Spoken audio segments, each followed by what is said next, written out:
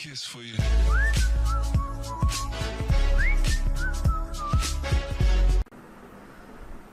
Bismillahirrahmanirrahim. Welcome to my another video series on Android app development. And so guys, in this video series I will be teaching you on how to connect your Android app with PHP MySql database using the PHP MyAdmin, and also I will be covering that how to connect to your local host with the help of Volley library and also the retrofit.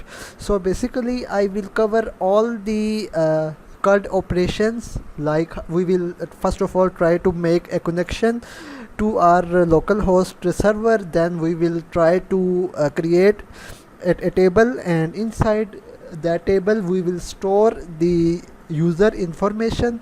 Then I will also show you how we can do that with the help of Volley library, and also I will later show you how to do that with the help of retrofit. Alright, after that I will show you how to fetch the information from the PHP MySql database and how to display them inside our Android app.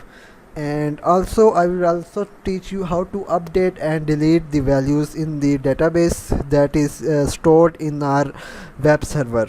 Okay, so let's get started. So in this video I will just be covering you, and I will be giving you a demo, and also I will be just giving you an idea of how things will work. Alright, so in this video let's get started. So first of all we need to install the Wamp server.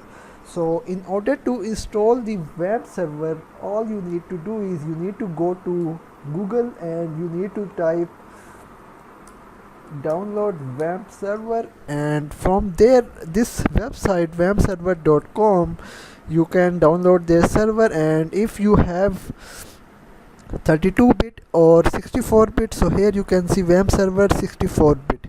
Alright, and this one is for the 32-bit systems.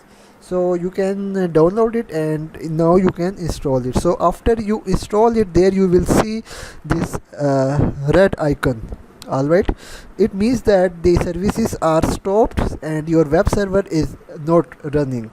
So in order to start this web server, all you need to do is click on here and click on start all services. So you will click on that,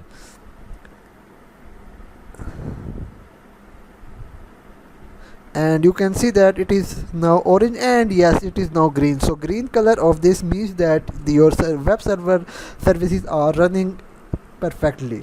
Alright, the next step is you need to configure your Wamp server so that your Android app can easily connect to this server. So for that you need to click on right click it, go to Apache, and here you need to click on httpd vhost. So you open it, and there you will see that you need to write this require all granted here. Alright, you just need to write this and just close it, and I mean you need to first of all save it and then close it. So now you can just open it. So you need to go to localhost, and there you will see that see the screen. It means that your web server is live on your localhost. So the next step is we now need to open or create a new project in Android Studio. Since you can see we already have a new project, and in this project we first of all need to include the Volley library.